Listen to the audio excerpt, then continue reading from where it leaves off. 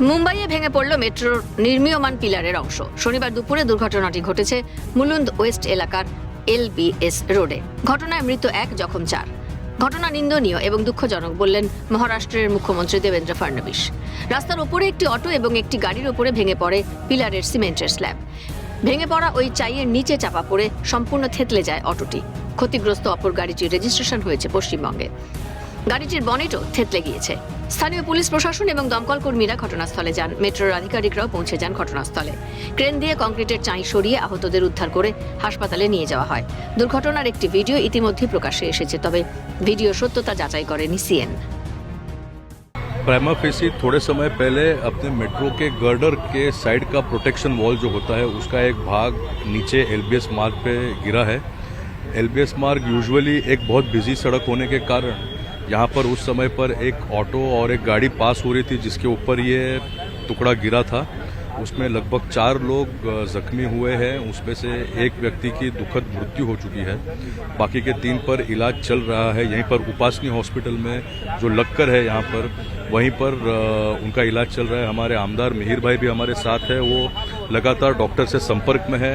वो पेशेंट्स के health updates ले रहे हैं और मुख्यमंत्री जी से भी हमारी चर्चा हो चुकी है और उन्होंने कहा है कि इस घटना की चौकसी मतलब इस घटना की इंक्वायरी की जाएगी और दोषियों पर कार्रवाई 100% की जाएगी। মুম্বাইয়ের মেয়র ঋতু তাওড়ে বলেন, ঘটনা দুঃখজনক। মেট্রোর এই সম্প্রসারণের কাজের দায়িত্বে Mumbai metropolitan region development authority অর্থাৎ MMRDA এবং সংশ্লিষ্ট ঠিকাদারের গাফিলতিতে এই দুর্ঘটনা। এর ফলে একজনের মৃত্যু হয়েছে। শুক্রবার রাতে এখানে প্যারাপেট ওয়াল গার্ডার স্থাপন করা হয়েছে। সংশ্লিষ্ট সুরক্ষা নিয়মগুলি অনুসরণ করা উচিত ছিল বলে মনে করেন মেয়র। বিষয়টি বিধায়ক ও মুখ্যমন্ত্রীকে জানিয়েছেন বলে জানান তিনি। তদন্তের ভিত্তিতে ব্যবস্থা নেওয়া হবে।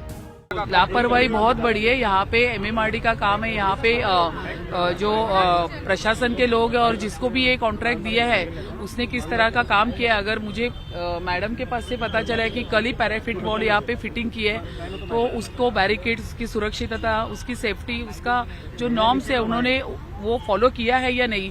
अगर वो नहीं फॉलो नहीं किया या किया तो नीचे से वाहतूक जा रही है, गाड़ियाँ जा रही है तो उनको रुकाना चाहिए था उतने टाइम के लिए। हाँ, रुकाना चाहिए था। जो 2 जन हैं उसमें वो अभी थोड़ा सीरियस हो रहे हैं और उनको ICU में रखा है। उनके ऊपर मेडिकल पूरा ऑब्जर्वेशन और पूरा प्रोसेस, पूरा ट्रीटमेंट उनके ऊपर चालू है। उनके पूरे रिलेटिव्स यहाँ पे आए हुए हैं। रिलेटिव्स काफ़ी बहुत दुखी है। हमको भी देख के बहुत, मुझे खुद को भी बहुत दुख लग रहा है इस चीज़ का। तो और उनकी डिमांड है कि जो उनके घर के जो एक व्यक्ति उनका जो एक्सपायर हुए उनकी बॉडी उनको गांव में लेके जानी है। तो आमदार साहब ने तुरंत राजावड़ी हॉस्पिटल में और स्थानिक पुलिस स्टेशन में फ़ोन करके बताया कि PM होना चाहिए। PM होने के बाद में ये जो बॉडी है ये उनके गांव में दी जाएगी।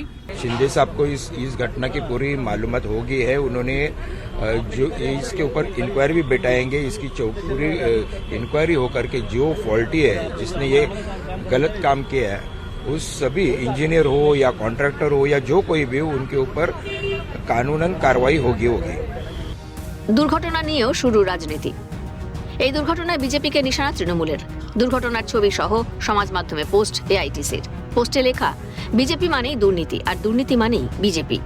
মুম্বাইয়ের মুলুন্ডে মেট্রো প্রজেক্টে ভেঙে পড়া ব্রিজের পিলার সেই দুর্নীতিকেই চোখে আঙুল দিয়ে দেখিয়ে দিল।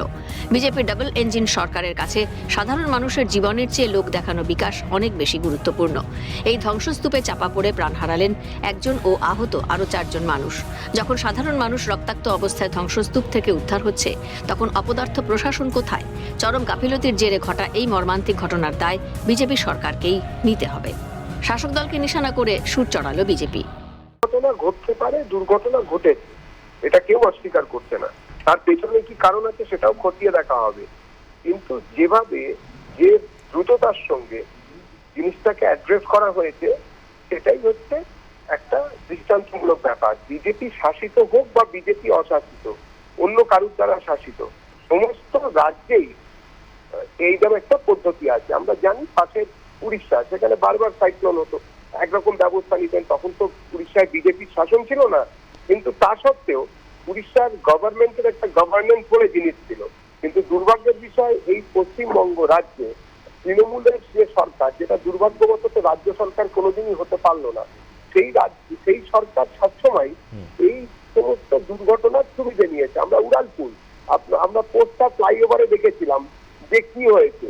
পশ্চিমবঙ্গের ক্ষেত্রে যখন এখানে কোনো দুর্নীতি হয় বা কোনো কিছু দুর্নীতির ফলে মানুষের যখন জীবন ক্ষতিগ্রস্ত হয়, তখন পশ্চিমবঙ্গ সরকারের যে আউটলুকটা থাকে, এই ডিফারেন্সটা আপনারা দেখবেন মহারাষ্ট্র সরকার এটাকে কিভাবে ট্যাকেল করে। কোনো দুর্ঘটনা তো কারোর হাতে থাকে না, কিন্তু হওয়ার পর যে সরকারি তৎপরতাটা, সেটা যখন মহারাষ্ট্র সরকার কি পদক্ষেপ নিচ্ছে সেটা দিয়ে বিচার করবেন, আর পশ্চিমবঙ্গ সরকার কিভাবে দোষীদের আড়াল করতে তৎপর হয় সেটা দিয়ে বিচার করা যায়।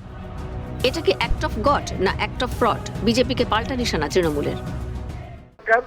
তিনি ভুলে গেছেন যে জোড়াসাঁকোতে সেন্ট্রাল অ্যাভিনিউয়ের ওপরে যখন নির্মীয়মান ফ্লাইওভার ভেঙে পড়ে, তখন মোদি এসে এখানে ইলেকশন র্যালি বলেছিলেন this is act of god নয়, অ্যাক্ট অফ ফ্রড, এটা বলেছিলেন মোদি।